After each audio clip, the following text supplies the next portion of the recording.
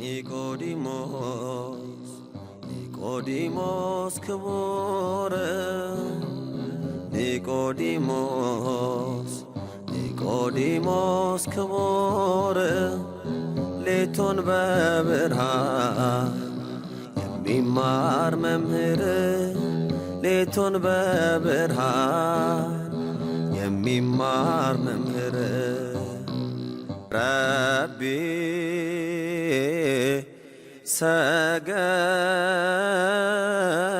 ሰገደ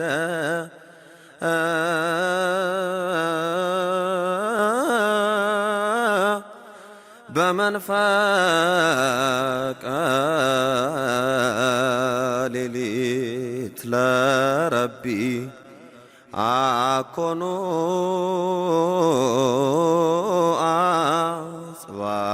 አጽባይት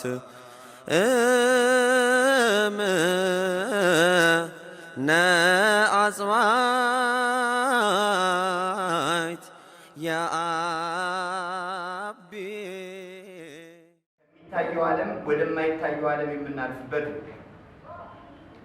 አምላካችን መድኃኒታችን ኢየሱስ ክርስቶስ ሰው አድርጎ የተከለን እንደየብርታታችን እንደየጉልበታችን መጠን እንደ ትከሻችን አቅም እንደ ማንነታችን ሁኔታ 30 60 እና 100 ያማረ ፍሬ አፍርተን ክርስትናችን በስራ ይገለጥ ዘንድ ነው። እኛ እንደ ወይን ዛፍ ብንሆን የምናፈራው ፍሬ የጎመራ ሆኖ እንዲገኝ ነው። እኛ የእግዚአብሔርን ድምፅ እንደሚሰማ ሰው ብንሆን በሰማነው የእግዚአብሔር ድምፅ ባወቅነው የእግዚአብሔር ፈቃድ 30 60 እና 100 ያማረ ፍሬ አፍርተን የጠራንን አምላክ መድኃኔ ዓለም ኢየሱስ ክርስቶስን መስለን በስራ የሚገለጥ ሕይወት ትርጉም ያለው ማንነት ኖሮን ይህችን አጭር የተለካችና የተሰፈረች ዕድሜ ስመ እግዚአብሔርን እየጠራን ከእግዚአብሔር ጋር በፍቅርና በሰላም እንኖርባት ሌላ ዓላማ የለም። ክርስትና የመለኮትን ባህሪ የምንሳተፍበት ማዕድ በመሆኑ ምክንያት ያደፈ ሰውነታችን ታጥቦ የረከሰ ሰውነታችን ተቀድሶ የሚወላውል ልባችን ረግቶ የሚከፈል ሐሳባችን ገጥሞ የልዑል እግዚአብሔርን ፈቃድ አውቀን እስከ መጨረሻው ድረስ ለዘላለማዊው የሰማያዊ ሕይወት ሱታፌ ይኖረን ዘንድ የምንመላለስበት መንገድ ክርስትና ነው። ብዙዎቻችን እስኪ መንገዳችንን በዚህ እንልን። ስንት ዓመት እግዚአብሔርን እያገለገልን ቆየን? ስንት ዓመት የእግዚአብሔርን ስም እየጠራን ኖርን?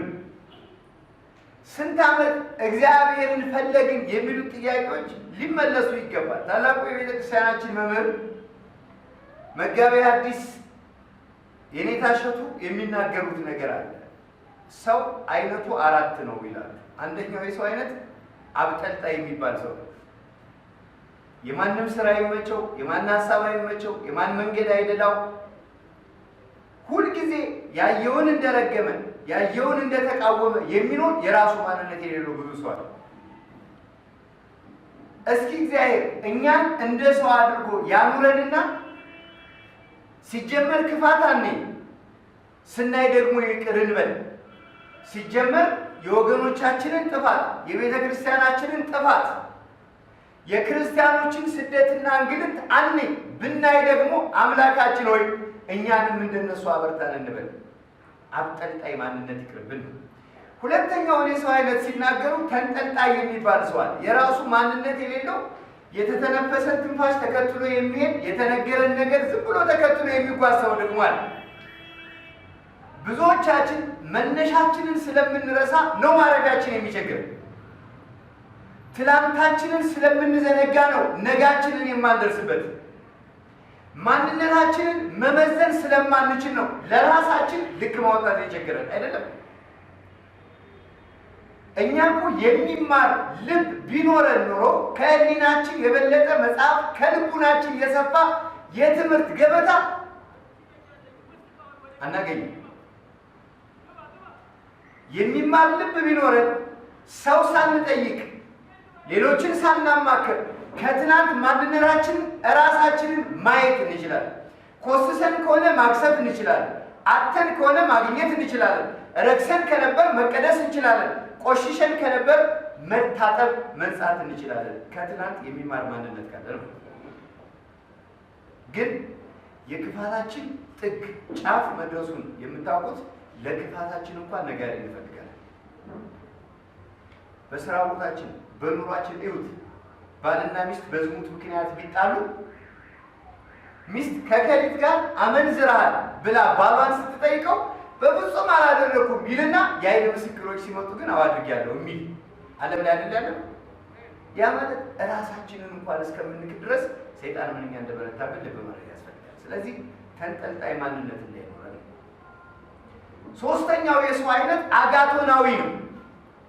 ዝም የሚል በጎ የሚሰራ ዝም የሚል፣ መጥፎ የሚሰራ ዝም የሚል። ታስታውሳላችሁ አባ አጋቶን ገዳይና ሟች እየተባረሩ ሲመጡ ሟች እንደምንም ተክለፍልፎ በፊታቸው እጥፍ አለ። በኋላ ገዳይ ደረሰ። አንተ አላቸው። አቤት። አንድ ሰው በዚህ ሲሮጣይ አው በዚህ ጋር ሄዶልሃል አሉት። ተከታተለና ያንን ሰው ገደለው። ሲመለስ ጦሩ በደም ተነፍሯል። እንደገደለው አወቁ። ያንን ሰው ያስገደለው በዚህ ሄዶልሃል ብሎ የተናገረው ምላሴ ነው። ስለዚህ ከዚህ ሰዓት ጀምሮ ማንም ምንም ቢያደርግ ለማንም ምንም አላወራም ብለው ድንጋይ ቆርሶ 80 ዓመት የሞቱ ሰው ናቸው። ብዙዎቻችን ይሄ ያስችላል። የቤተ ክርስቲያን ቁስሏ የማይሰማን ከሆነ የምዕመናን እንግልታቸው የማይሰማን ከሆነ ጓደኞቻችን ትናንት መጥተው ዛሬ ሲቀሩ የማይሰማን ከሆነ ትናንት ተቀድሰው ዛሬ ሲረክሱ የማይሰማን ከሆነ ትናንት ቆርበው ዛሬ ሲያፈርሱ የማይቸግረን ከሆነ ይህ አጋቶናዊነት ነው። በዚህ ህይወት ደግሞ እግዚአብሔር ደስ ይመስላል። አራተኛው ግን እንደ 120 ቤተሰብ ለቤተ ክርስቲያን ህይወት ይካፈላል። በመከራም የማይለያት በደስታዋም የማይለያት በሰቀቀማ ጊዜ ትቷት የማይሄድ በችግሯም ጊዜ ከስሯ የማይጠፋ ሲቸግረው የሚያማክራት ሲጨንቀው የምትደርስለት የእናትና ልጅ ውለታ በሞት በማይፈታ ፍቅር የተገመደላቸው ጥቂት የእግዚአብሔር ሰዎች የእግዚአብሔር ወገኖች አሉ። የእኛን ማንነት ማድረግ ያለብን ከእነዚህ መካከል እንዳሉ። ለዚህ ነው ክርስትና ወደ መለኮታዊ ባህሪ የምናድግበት መንገድ በመሆኑ ዘወትር ስራ ይፈልጋል። ብዙ ጊዜ መንገዳችንን ለማቅናት የምንሄድበት አማራጭ ሁለት ነው። አንደኛ ከእውቀት ገበታ በምናገኘው ትምህርት ሲሆን፣ ሁለተኛ ከህይወት መጽሐፍ በምናገኘው ማንነት ነው። ነገር ግን ለክርስቲያን የሚበጀው ደግሞም የሚረባው የትምህርት አይነት ምንድን ነው ቢባል በምን ያለት ወሬ ዛፍ ሞቶ ይላል ቅዱስ ዳዊት። ጎልማሳ መንገዱን በምን ያቀናል ብሎ ይጠይቅና ሕግህን በመጠበቅ ነው ይላል። ስለዚህ ክርስቲያኖች በህይወታችን ስንኖር መንፈሳዊ ምክርን መስማት ያስፈልገናል ማለት ነው። በመንፈሳዊ ምክንያቱም መንፈሳዊ ምክር ከሀብት ትበልጣለች። በቀን በሌሊት እንድንታዘዝ ታደርጋለች። በምንሄድበት ትቀጥላለች። ብንተኛ ታነጋግራለች። በዝምታ ውስጥ ብንኖር ታጨዋውታለች። ሐሳቧ መንፈሳዊ ነው። ዓላማዋ ዘለዓለማዊ ነው። ከሚታየው ከዚህ ዓለም ድካም አረፈን በእግዚአብሔር ቤት ረጅም ዘመን እንድንኖር የምትናገር መንገድ ስለሆነች ነው። ከምትሰጠን የተነሳ እንጽናናለን። ድሃ ታነጋግራለች፣ ሐዘን ታስረሳለች፣ ትካዜ ታቀላለች፣ ችግር ትበላለች። መንፈሳዊ ምክርን የሚሰማት ሰው ቢኖር ይሄ የእኛ ማንነት ነው። እግዚአብሔር አምላክ እንደየዕድሜያችን መጠን ሁላችንንም ተናግሯል። ስንቶቻችን የእግዚአብሔርን ድምፅ ሰማንና ለእግዚአብሔር ሆኖ ልንመልስ የሚገባው ጥያቄ ነው። ሊቃውንት ሲናገሩ እየመከሩት ለሚረሳ እያበሉት ለሚከሳ ለዚህ ምክር ንሳ፣ ለዛኛው ምግብ ንሳ ይላል። ስለዚህ ጊዜው በተማርነው ትምህርት የምንኖርበት እንጂ ለእውቀት የምንለፋበት ጊዜ አይደለም ማለት ነው። ስራ የሚፈልግ ጊዜ ላይ ነው። አንድ ጸሐፊ ሲናገር ብረትና የሰው አእምሮ እኩል ናቸው ይላል። ብረት እርጥበት ካገኘው፣ ፀሐይ ካገኘው፣ ሙቀት ካረፈበት፣ አፈር ጋር ከተገናኘ በእነዚህ ሶስት ምክንያት ብረት ይዝጋል። የሰው ልጅ የሰው ሕሊና ያለ ስራ ከተቀመጠ ስንፍናን፣ ኃጢአትን፣ ፈቃደ ዲያብሎስን እኩል የሚያስማማ ከሆነ እግዚአብሔር የፈቀደው ለመልካም የፈጠረው ህሊና ስለ ኃጢአት መዛጉ የማይቀር ብረትን በቀለጠ ሰዓት ቀጥቅጦ ዶማም መጥረቢያም ቢላም አርጎ መስራት ይቻል ይሆናል። የክርስቲያንም አይምሮ በመንፈሳዊ እውቀት እንደበረታ ፈቃድ እግዚአብሔርን እንዳገኘ የእግዚአብሔርን ድምፅ እንደሰማ ወዲያውኑ ሳይውል ሳያድር ወደ ምን መግባት መቻል አለበት ማለት ነው? ወደ ተግባር ወይም ወደ መንፈሳዊ ስራ መግባት መቻል አለበት። ብዙ ጊዜ ሁላችንም ለራሳችን የሰጠነው ትርጉም ምንድን ነው ቢባል ካልካልን በስተቀር ሁላችንም እንደምናውቅ እናውቃለን። አሁን እቺን ቃል ስናገር እዚህ መካከል የተቀመጠው እንዲህ ይሄን ምሳሌ ቢጨምርበት እንዲህ ምዕራፍ ቁጥር ቢጨምርበት የሚል ብዙ ጭንቅላት አለ። መልካም ነው ይሄ ይሁን። የሰው ልጆች ማወቅ ያለብን ነገር እናውቅ ይሆናል። ነገር ግን የሚበቃንን ያህል ስለማወቃችን እርግጠኞች መሆን አንችልም።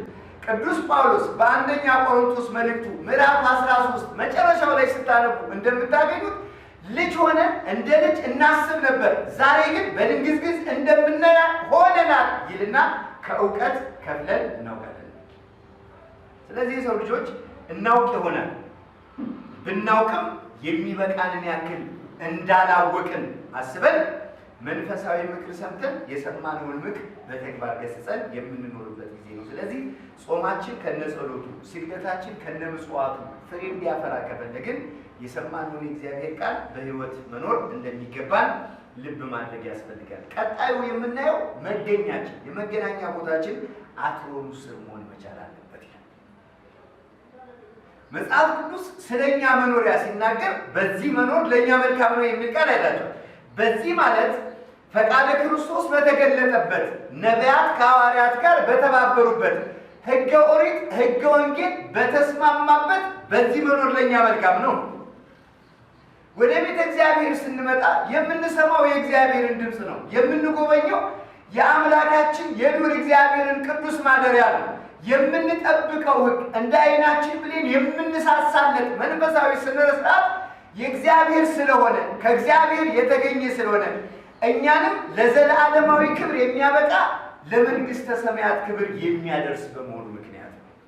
ብዙዎቻችን የተቸገርነው በምክንያት እንመጣለን፣ በምክንያት እንርቃለን። ሰው ፈልገን እንመጣለን፣ ሰው ፈልገን እንሄዳለን።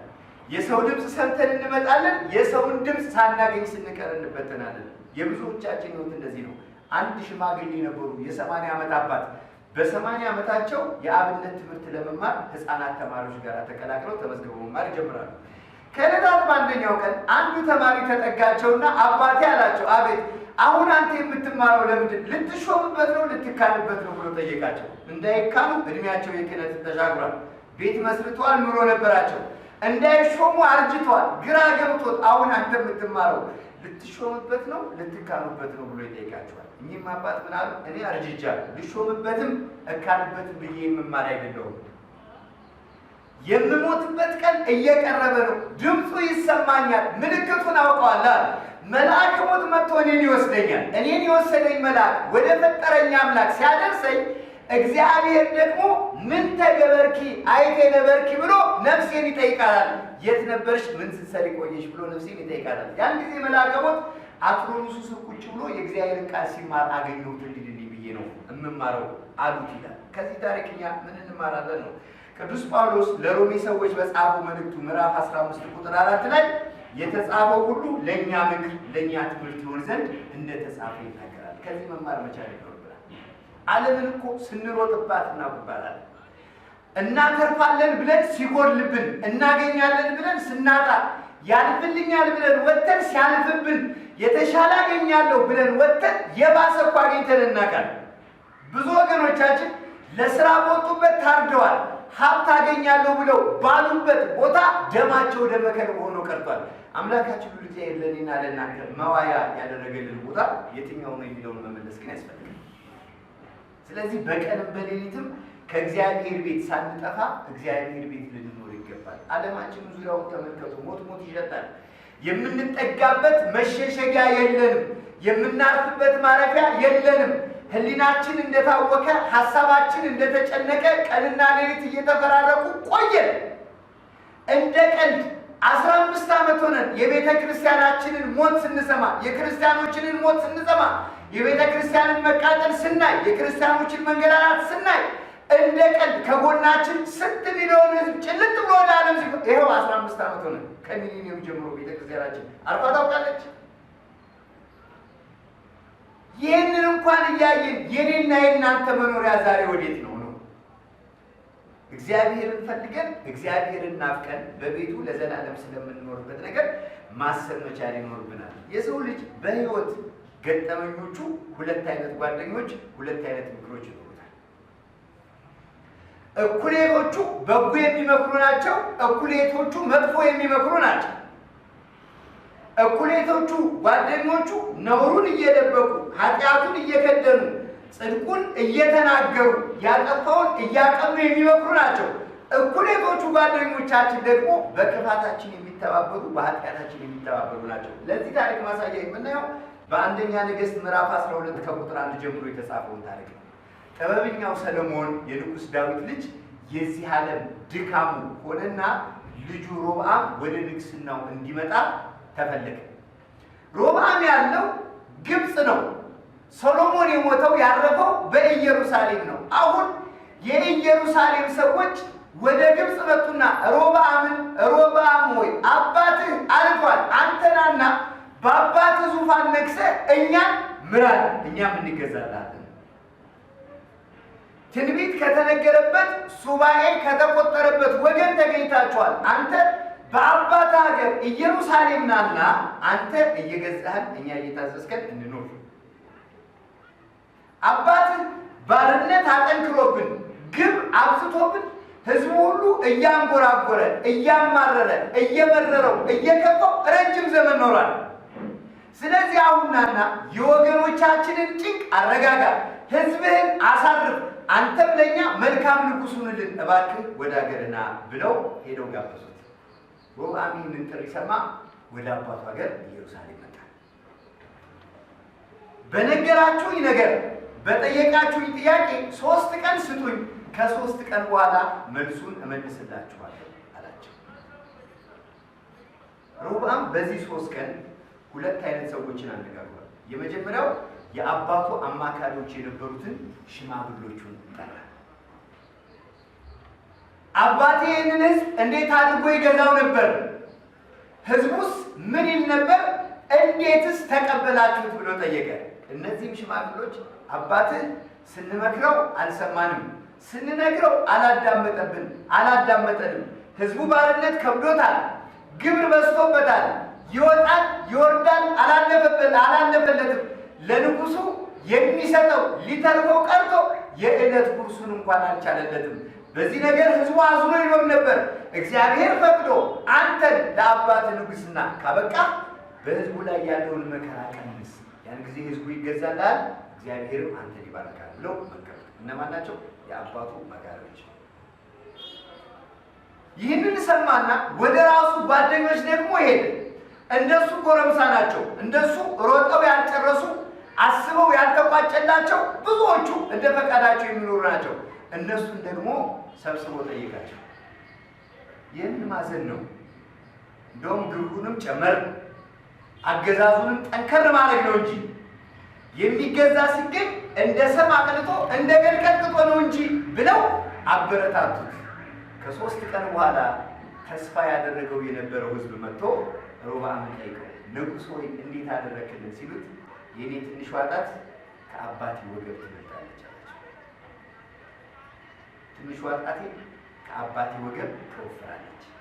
ያ ማለት ባርነት አጸናባችኋለሁ፣ ግብር ጭንባችኋለሁ፣ ዛዝታ ሸክማችኋለሁ ማለት ነው። ህዝቡም አዘኑ። ያዘነ የተጨነቀ ህዝብ ተስፋ ቆርጦ ይቀመጣል ብላችሁ እንዳታስቡ። እግዚአብሔርን ያዝ መውጫ ያለ ከ12ቱ ነገድ 2ቱ ብቻ ሲቀሩ ሌሎቹ ግን ትተውት ወደ አገራቸው ገቡ። አንገዛም አሉ። ሮብዓምን ብዙ አለቀሰ። ስለዚህ እኔና እናንተን በምድር ላይ ስንኖር የምንሰማውን ነገር ማወቅ መቻል አለብን። የእናታችንን የቤተ ክርስቲያን ድምፅ መስማት ይጠበቅብናል። የአባታችን የልዑል እግዚአብሔርን ድምፅ መስማት ይጠበቅብናል። አባቶች የሰሩትን የቀድሞውን የድንበር ምልክት አታፍርስ ተብሎ ነው የተጻፈው። በአብይ ጾም መኝታ ነጥሎ ጾሞ ጸልዮ በጎ ሰርቶ ወድቆ ተነስቶ የሚተረፍበት ዘመን ላይ ነው ያለነው። የምንተኛበት ጊዜ አይደለም። በስንፍና የምንኖርበት ጊዜ አይደለም። ለራሳችን የሚስማማንን ቀኑና እያወጣን የቤተ ክርስቲያንን ሕግ እየሸራረን የምንኖርበት ጊዜ አይደለም። የእናታችን የቤተ ክርስቲያን ድምፅ ሰምተን የምንኖርበት ነው። በዚህ በመጽሐፈ ምሳሌ ምዕራፍ 6 ቁጥር 20 ላይ ልጅ ሆይ የእግዚአብሔርን ድምፅ ስማ፣ የእናትህንም ሕግ አትተው፣ በአንገትህም እሰረው፣ በልብህም ጽላት ጻፈው። ስትሄድ በመንገድ ያነጋግርሃል፣ ስትተኛም በእንቅልፍ መካከል ያጫውታል ተብሎ የተነገረን በሰማነውና በምናተርፍበት በእግዚአብሔር ቃል ለዘላለም እንድንኖር ዘንድ የተገባን ስለሆነ ነው። ኢትዮጵያውያን ሊቃውንት ይህንን ሲያስተምሩን አንድ ቆቅ ነበረች ይላሉ። አንዲት ልጅ አለቻት። እቺ የቆቅ ልጅ ድንገት ተነሳችና እናቴ እሸት አማረኝ አለች። ኧረ አንቺ ሴት ይቅርብሽ፣ እዛ ሄደሽ ደግሞ ጣጣ እንዳታመጪ ትላታለች። አይ እኔ አምሮኛል እሸት ሄጄ የሰው አዝመራ ገብቼ ሰረቅ ሰረቅ አድርጌ በልቼ ልምጣ አለችና ዘላ ወደ ሰው ማሳ ትገባለች። የማሳው ባለቤት ጠንቃቃ ነው። ወጥመድ አዘጋጅቶ ኖሮ ልክ ይቺ ቆቅ ስታልፍ ወጥመድ ይይዛታል።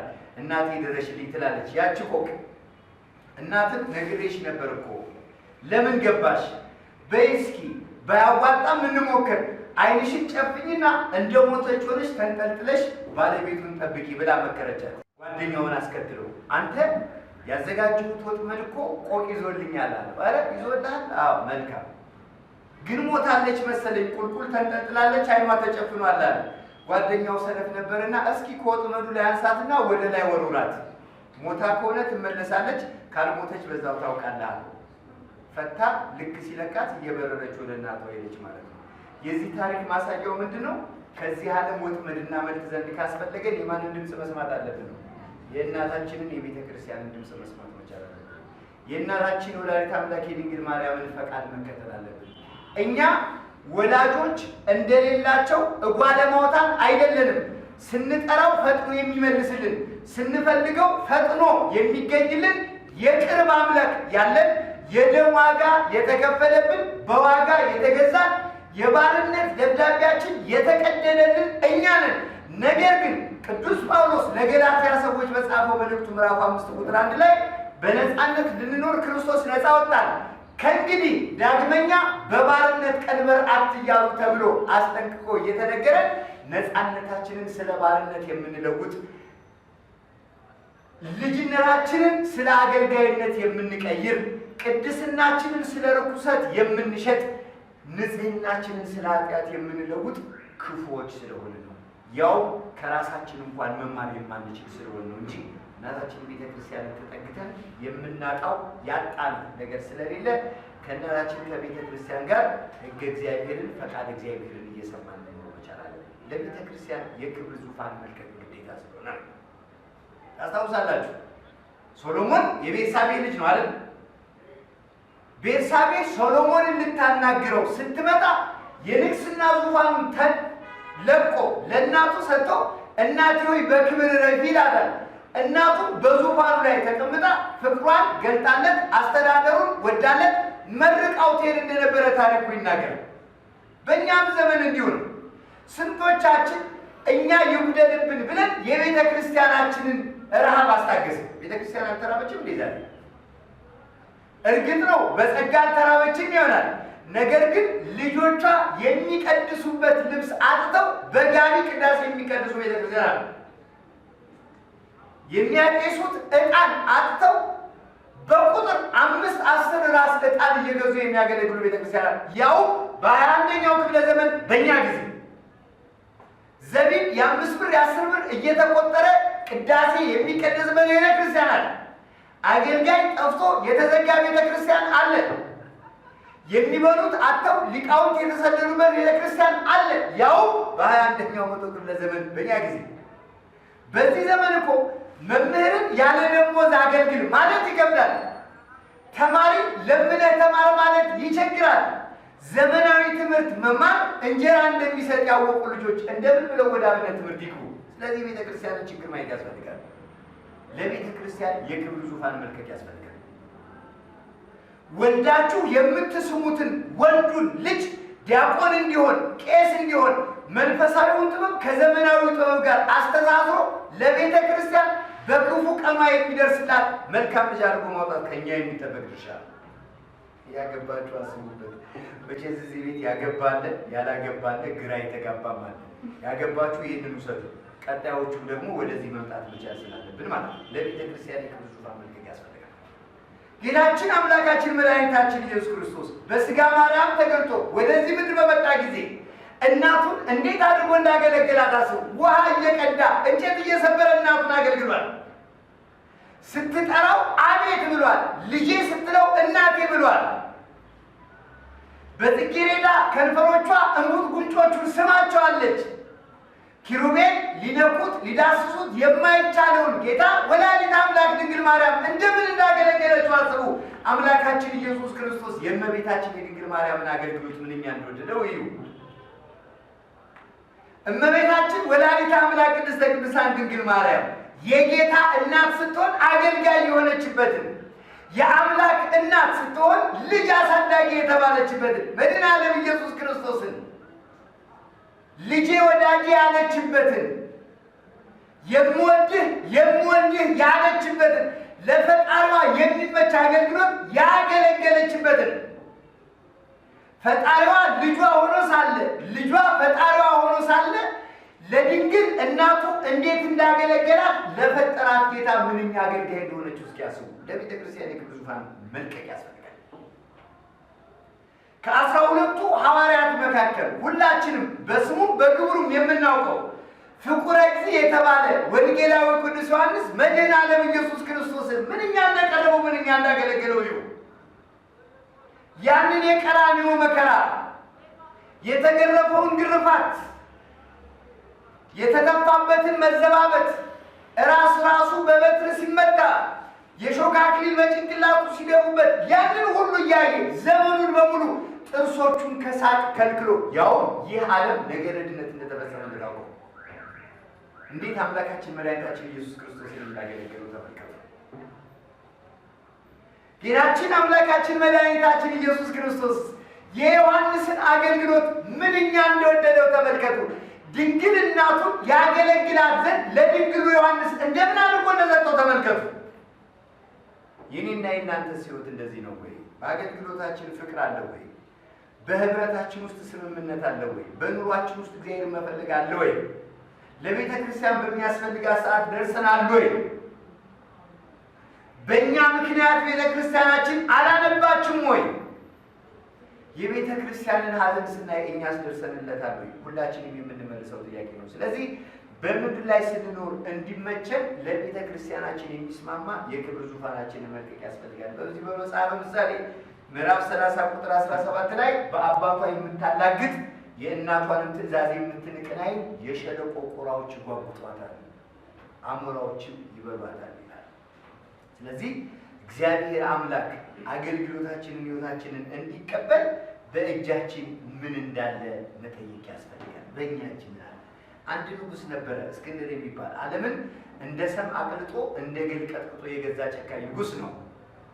ባለጸጋ ነው። ሁሉ ነገር ነበረው፣ አልጎደለበትም። የሚሻውን አድርጎ በክብር ያለፈ ንጉሥ ነው። ይህ ንጉሥ ከዕለታት በአንደኛው ቀን ሞተ። ያው እንጂ ከዕለታት በአንደኛው ቀን የብዙዎቻችን ታሪክ ስለሆነች ነው። ማንም ሰው ሲሞት ባደረበት ሕመም ምክንያት ሞተ ነው የሚባለው። ግን እኮ የታመመው ታሞ የተኛው 5 ዓመት 2 ዓመት 3 ዓመት ይሆናል። ሞት ለማንም የማይቀር ጽዋ ስለሆነ ንጉሥ እስክንድር የሚሞትበት ቀን ሲደርስ ጓደኞቹን አገልጋዮቹን ሁሉ ጠራና አንድ ኑዛዜ ተናዘዘላቸው። እኔ ስሞት እጆቼን ወደ ውጭ አውጥታችሁ ቅበሩኝ ብሎ ተናዘዘ። አካሌን ጉድጓድ ውስጥ ቅበሩ፣ እጆቼን ግን ወደ ውጭ አውጧቸውና ቅበሩ፣ ሰው ሁሉ ያያቸው።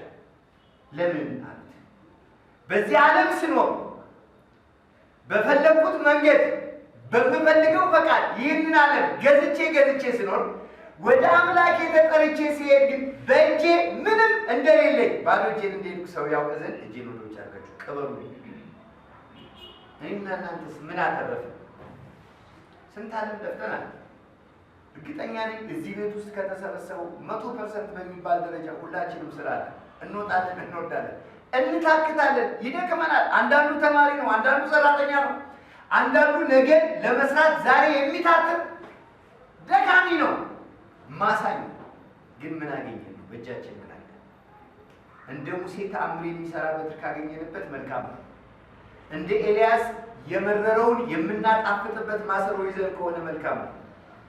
እንደ ነቢዩ ኤልያስ ባህር የምንከፍልበት መጎናጸፊያ ካለን መልካም ነው። እንደ ነቢዩ ኤልሳ የመረረውን የምናጣፍጥበት የወለዱትን የሚያመቅ ልጃገረዶችን እንዳይወልዱ የሚያደርገውን ያንን መራራ ውሃ የምናጣፍጥበት አዲስ ማሰሮ በእጃችን ካለ መልካም ነው።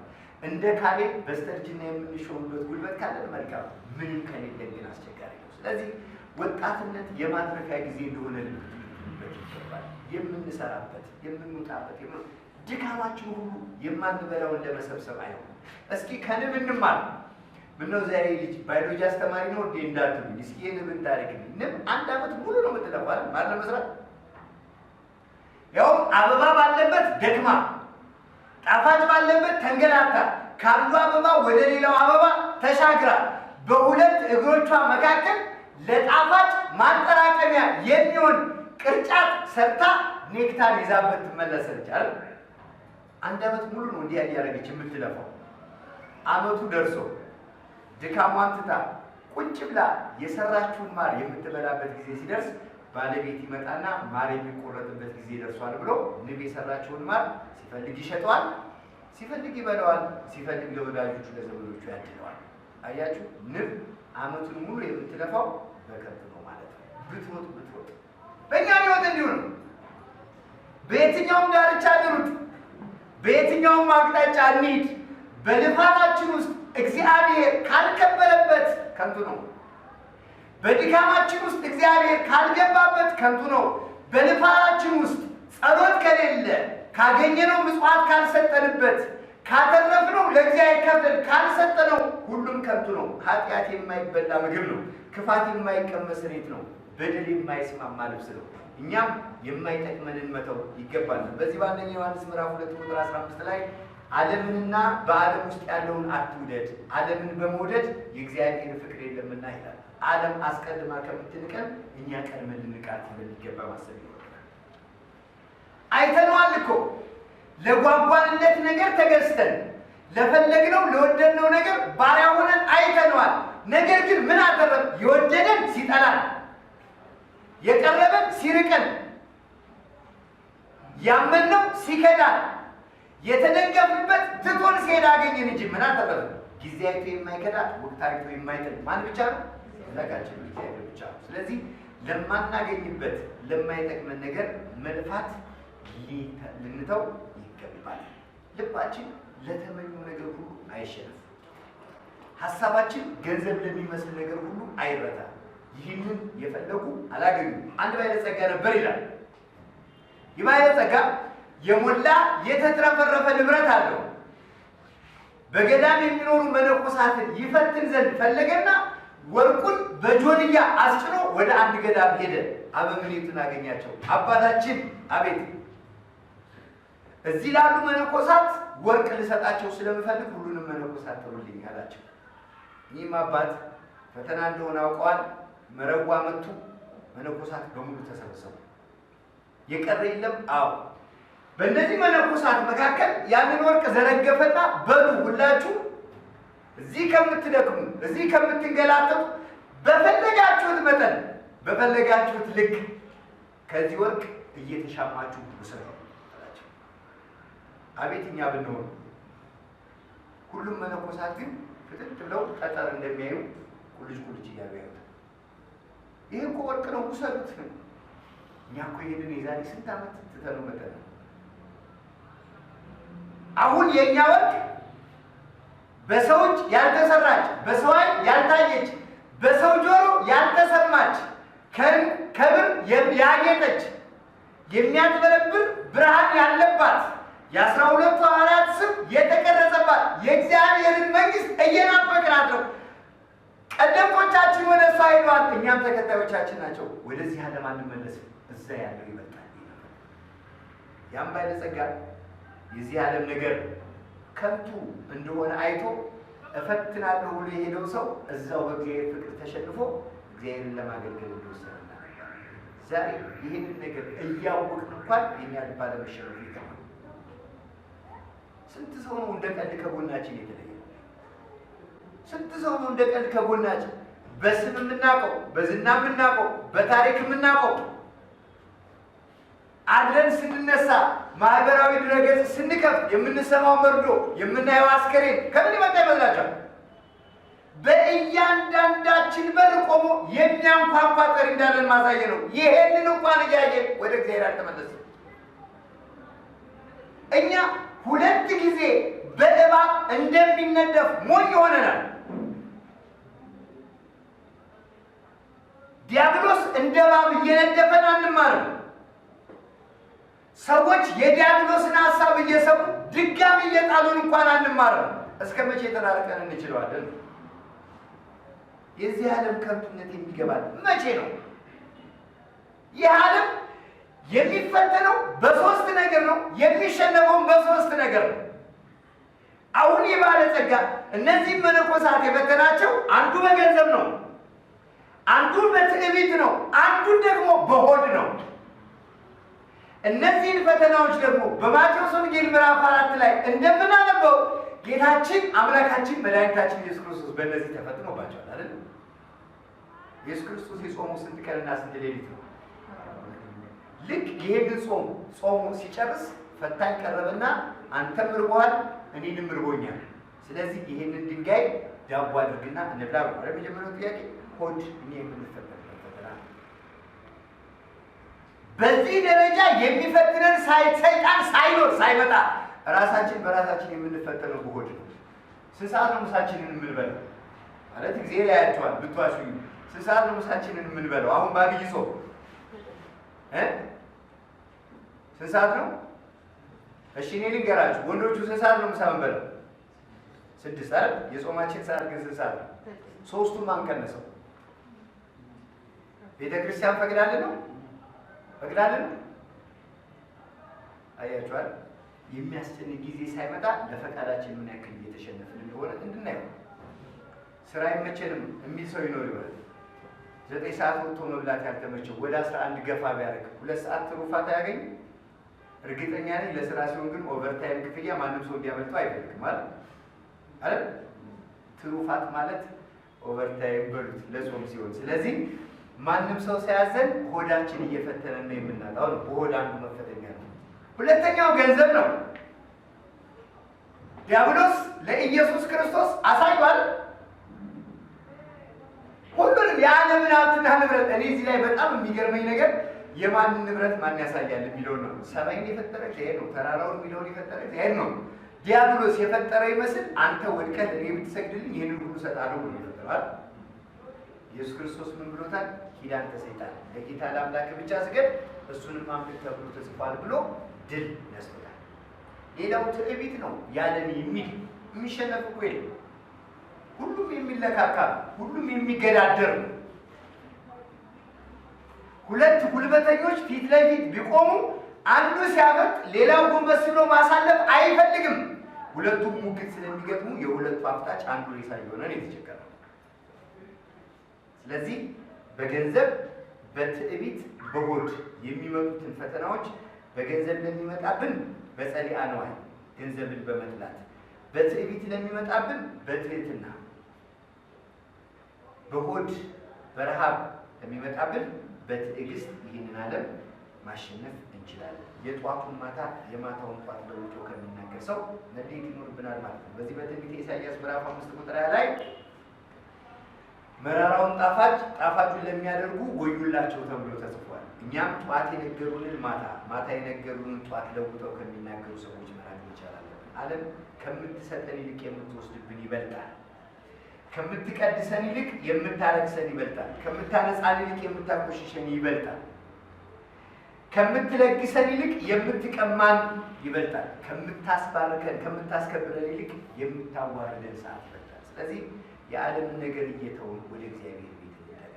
ለእኛ የሚሻለው ማኖሪያ ይሄ ሲሆን፣ ሌላው በዚህ በጾም ሰዓት ከአጋንንት ጋር መዋጋት ይኖርብናል። መጽሐፍ ቅዱስ ስለ ጠላታችን ዲያብሎስ ሲናገር ውጊያችን ስጋና ደም ከለበሰ ከምድራውያን ሰራዊት ጋር እንዳይደለ ይናገርና ነገር ግን ስጋና ደም ከሌለው ከርኩስ መንፈስ ጋር ግን እንደምንዋጋ መጽሐፍ ቅዱስ አስረግጦ ይናገራል። በመጽሐፍ ቅዱሳችን በመጽሐፈ መነኮሳት የአባ ሙሴ ጸሊምን ታሪክ ብዙዎቻችሁ ታውቃላችሁ። ሙሴ ጸሊም ኃይለኛ ነው፣ ወንበዴ ነው፣ ቀማኛ ነው፣ ሽፍታ ነው። የበግ ስጋ መብራት ካማረው በግን እንደ ሽንኩርት ልጦ ይበላል፣ ቆዳዋን ይበቀላል። ከአናብስት ጋር ይታገላል። ውሃ ቢመላበት የውሃ ምላት አይፈራም። ደረት ለደረት ተጋጥሞ ወንዝ ያሻግራል። ኃይለኛ ነው፣ ብርቱ ነው፣ ቀማኛ ነው። የእግዚአብሔር ፈቃድ ሆነና ወደ እግዚአብሔር ተመልሶ በምንኩስና ሕይወት እየኖረ እያለ አጋንንት ሲዋጉት አሁንም የሚያስበው አጋንንትን ታግሎ እንደሚጥላቸው ያስባል። ቢል አልሳካለት ይላል። ሁልጊዜ አጋንንት ይፈትኑታል። አንዴ በስሜቱ፣ አንዴ በሀሳቡ፣ አንዴ በመናቡ እየመጡ ረበሹት። ማንኛችንም ራሳችንን ካልዋሸን በስተቀር ከዚህ አናመልጥ። እርግጠኛ ሆኖ ለመናገር አጋንንት እኛን ለማሳሳት ብዙም ጉልበት አይጠይቅም። ቆንጆ ምክር ብቻ በቂው ነው። እኛ ራሳችን እንዲሁ ዝም ብዬ ታስበው ሰይጣን ኢትዮጵያ ውስጥ መጥቶ በበቂ ሁኔታ አሰልጥኖን ከሱ የምንበልጥ ትናንሽ ሰይጣኖች አድርጎ ሊሄድ ይመስለኛል። የክርስቲያን ሬሳ ለአውሬ የተሰጠው ኢትዮጵያ ውስጥ ነው። ቤተ ክርስቲያንን እያቃጠሉ ፎቶ የተነሱት ኢትዮጵያ ውስጥ ነው። ቅዳሴ ላይ ያለ ስርዓተ ቤተ ክርስቲያን ላይ ያለን ካህን አልበው እግዚአብሔርንም ሰውንም ሳይፈሩ ገብተው የገደሉት ኢትዮጵያ ውስጥ ነው። አይሲስ እንኳን እንደዚህ አላደረገም። ይህንን መካድ አይቻልም። ሰይጣን በሀሳባችን አልመጣም። ሰይጣን ያለ ረፍት ተከታትሎ አልፈተነንም። እኛ ራሳችን ለሰይጣን ፈተና የሚመች ማንነት ተገኝተናል። ከጾም ከሰነፍን፣ ከስግደት ከሰነፍን፣ ከምጽዋት ከጎደልን መልእክቱ ምንድን ነው? ዲያብሎስ እንዲነግስብን ፈቅደናል ማለት ነው። ይሄ ደግሞ ትክክል አይደለም።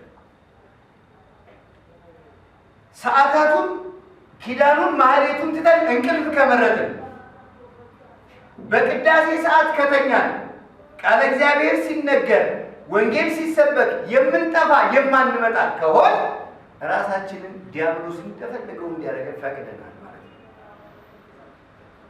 የዲያብሎስ ፈተና የሚጀምረው ስንጾም ነው፣ ስንጸልይ ነው፣ ስንሰግድ ነው፣ ስንወድቅ ስንነሳ ነው፣ በፍቅር ስንኖር ነው፣ ለእግዚአብሔር የሚመች ማንነት ሲኖረን ነው፣ ይህንን ዓለም እየራቅን መሄድ ስንጀምር ነው። ስለዚህ ሙሴ ይሰግዳል፣ ይጸልያል፣ እግዚአብሔርን ይፈልጋል። አጋንንት እየመጡ ይዋጉታል። አሁን ከልክ በላይ ሲፈተን ምን አደረገ? አባ ኤስድሮስ ወደሚባሉ አባት መልእክት ላከባቸው። አባቴ ሰይጣን እየፈተነኝ ነው፣ እጅግ እየተጨነቁ ነው። ተዋግቼ ድል ላደርጋቸው ብዙ ጊዜ ሞከሩ፣ ግን አልተቻለኝም። ስለዚህ በጸሎት እርዱኝ አላቸው። አባ ኤስድሮስ ጠሩት። ሙሴ ጸሊም መጣ። ከቤታቸው በስተጀርባ በኩል ወሰዱትና በምስራቅ በኩል ቅዱሳን መላእክት እንደ ሰራዊት የብርሃን ልብስ ለብሰው በክብር ሲመላለሱ ተዋጊ አርበኞች መስሎ አሳዩት።